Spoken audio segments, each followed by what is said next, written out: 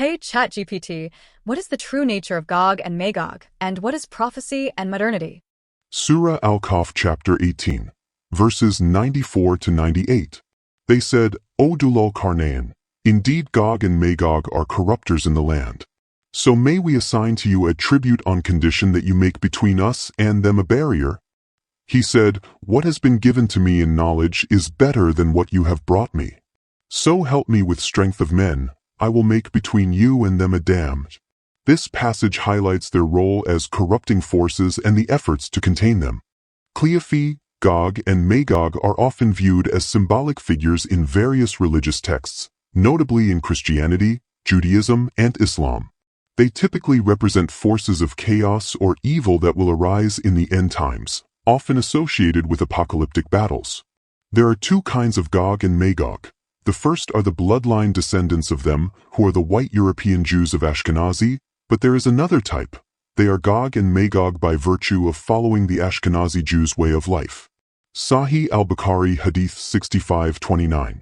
Chapter, The Gathering on the Day of Resurrection, narrated Abu Huraira. The Prophet, peace be upon him, said, The first man to be called on the day of resurrection will be Adam, who will be shown his offspring, and it will be said to them, This is your father, Adam. Adam will say, responding to the call, Labbaik and Sadiq. Then Allah will say to Adam, Take out of your offspring the people of hell. Adam will say, O Lord, how many should I take out? Allah will say, Take out 99 out of every 100. They, the Prophet's companions, said, O Allah's apostle, if 99 out of every 100 of us are taken away, what will remain out of us? He said, My followers in comparison to the other nations are like a white ox on a black ox. Thank you so much, ChatGPT. Let's dive deeper into this chapter together with Jack and Wilson. Hey everyone, before we dive into that, I was delving into my YouTube channel analytics and noticed most of you who watch my videos are not subscribed to the channel. Would you do me a huge favor, please, and hit the subscribe button? It really motivates me and helps the channel to grow so I can do more videos just like the one you're about to watch. So without further ado, let's dive in. All right, strap yourselves in because today we are going deep on Gog and Magog. Oh, yeah. Also as Yajuj and Majuj. And you've given us a ton of sources this time. Yeah. A real treasure trove. And one of them is this YouTube video that looks like it's going to kind of blow our minds. Absolutely.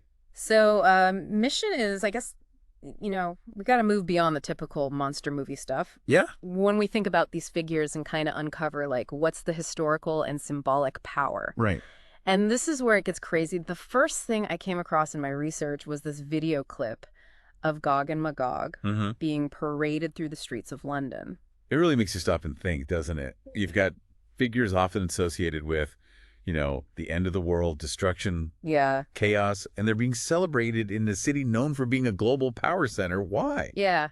And it's not just like a one-time thing either. No. But this parade, the Lord Mayor's show, it's been happening annually for over 500 years. And there's all these video clips, spanning decades with these giant Gog and Magog figures just towering over the crowds. It's nuts. It's more than just a spectacle, though. These figures are housed in Guildhall. Oh, okay. It's a building that symbolizes London's political and financial power for over 1,000 years. Right.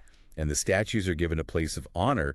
They're even paraded annually, which is more than you can say for statues of some of Britain's most famous historical figures. You'd think they'd be parading, Churchill or Nelson, right? But no, it's Gog and Magog, and here's where it gets even weirder. Right. One of the BBC News clips I was watching actually said something like, London's wealth and prestige is all thanks to the hard work of Gog and Magog.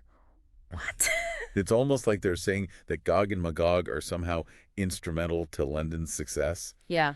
And it gets even more interesting when you consider that similar statues have been found in the business districts of Melbourne, Australia, and Dearborn, Michigan, home of the Ford Motor Company. Right. Like there's a global pattern emerging here. Yeah. So where do we even begin to unpack this? Well, I think let's turn to a source that might give us a different perspective. Okay. The Quran.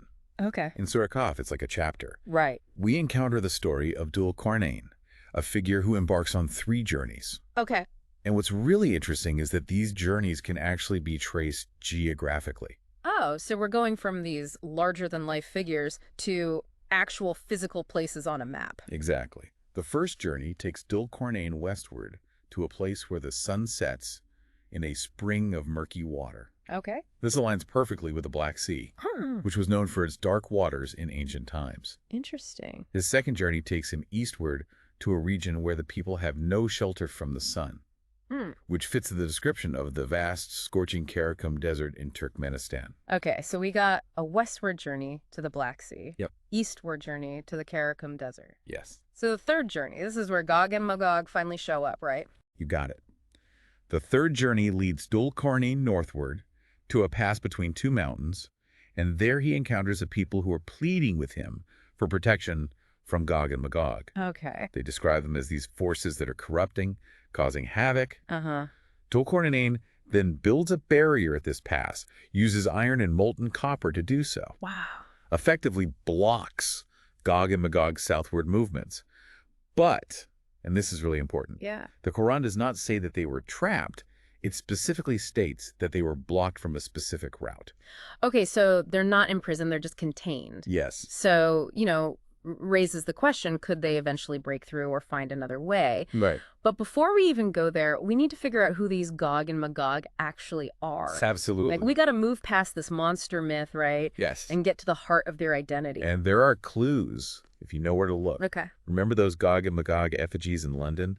Yeah. Their clothing, their weapons, even their facial features. They offer some hints. They definitely don't seem European or Middle Eastern. Right. The YouTube video actually draws a comparison to a character in a Turkish TV show who's supposed to be a Mongol leader. Okay. The resemblance to the Gog and Magog statues is pretty striking. Hold on. So you're saying that Gog and Magog could be related to, like, the Mongols? Like those fierce nomadic warriors who built empires across Asia? It's a compelling theory, and there's historical evidence to back it up. All right. There's an 18th century Russian traveler who documented Gefsgog Mountains and a people called Gog MF Mog in the Caucasus region, right on the edge of the Eurasian steppe where the Mongols came from. Right. Marco Polo, during his travels, also linked the term Mongol to Magog. Interesting. Even prominent Islamic scholars like Ibn Kathir believed that Gog and Magog descended from Japheth, one of Noah's sons, and placed them specifically among the Turkic and Mongol peoples. So we're talking like a direct lineage. Yeah, tracing that family tree. Right, back through the centuries. Yeah. But why is this connection so important? Well, if we can establish their identity, we can start to understand their motivations. Okay. What their potential impact on the world might be. Right.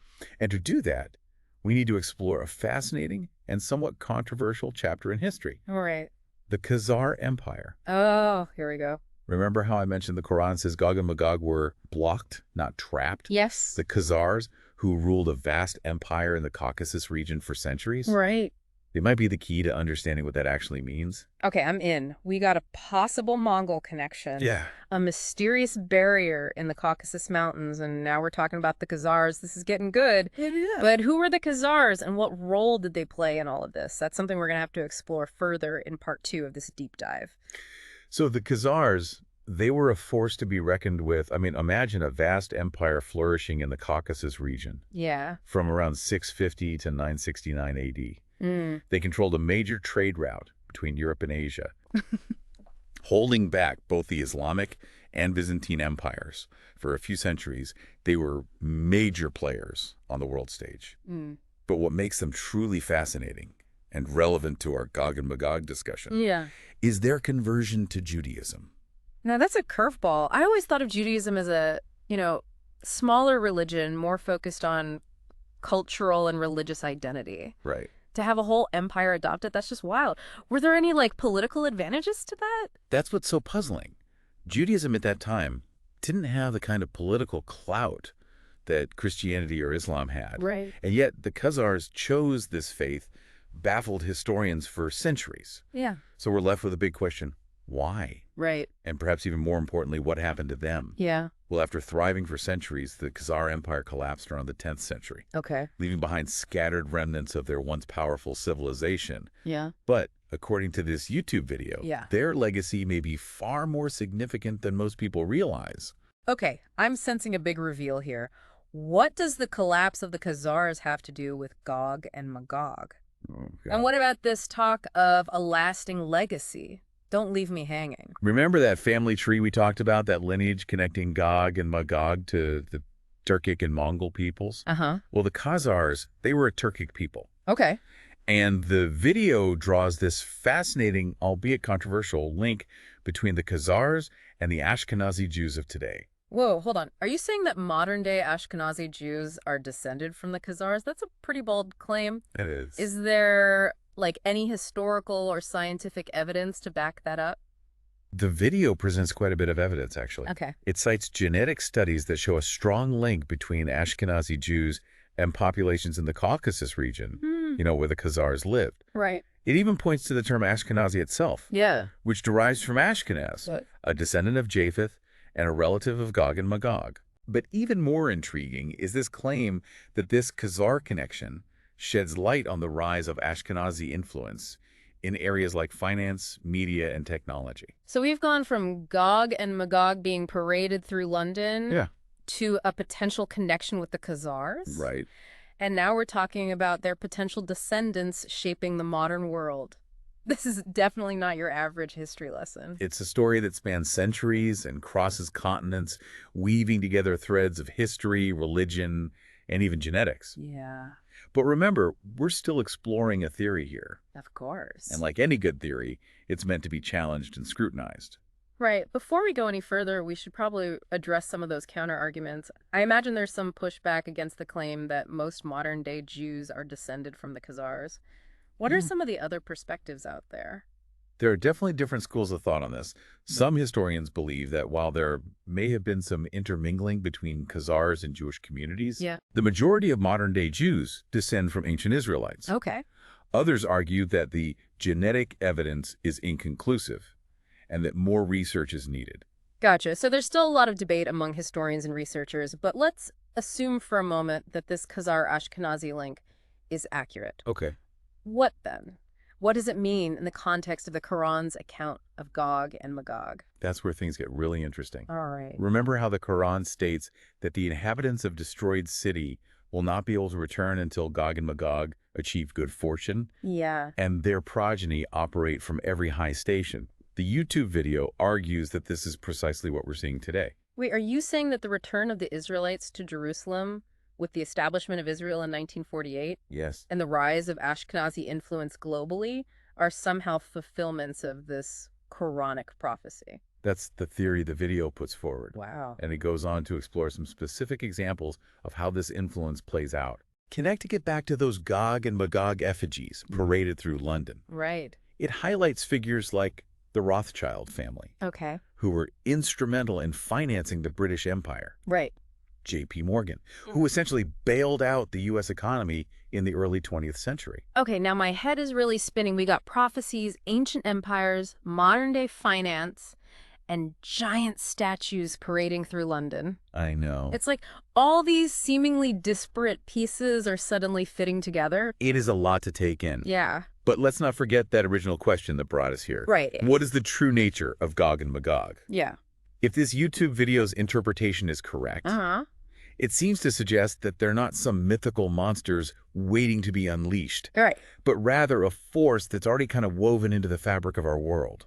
So instead of picturing some, apocalyptic army descending upon us, we should be looking for a more subtle, maybe even insidious influence that's already at play. Precisely. But before we jump to any conclusions, let's turn to another layer of this complex narrative. The Islamic hadiths, Okay. or sayings and traditions attributed to the Prophet Muhammad. Right. These hadiths offer additional perspectives on Gog and Magog, Okay. some of which seem to contradict what we've discussed so far. So wait, don't those hadiths mention Gog and Magog appearing closer to the end of times? Yes. How does that fit into this whole theory? That's a great question. Yeah. And one that requires careful examination of these hadiths. It's like we've uncovered one layer of the mystery, Yeah. only to find another, even more enigmatic layer beneath it.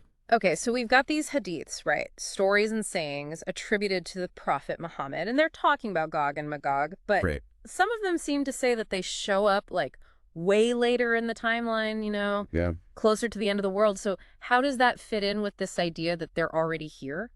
Well, it's important to remember that hadiths are interpretations of the Quran's teachings, Okay. passed down through generations.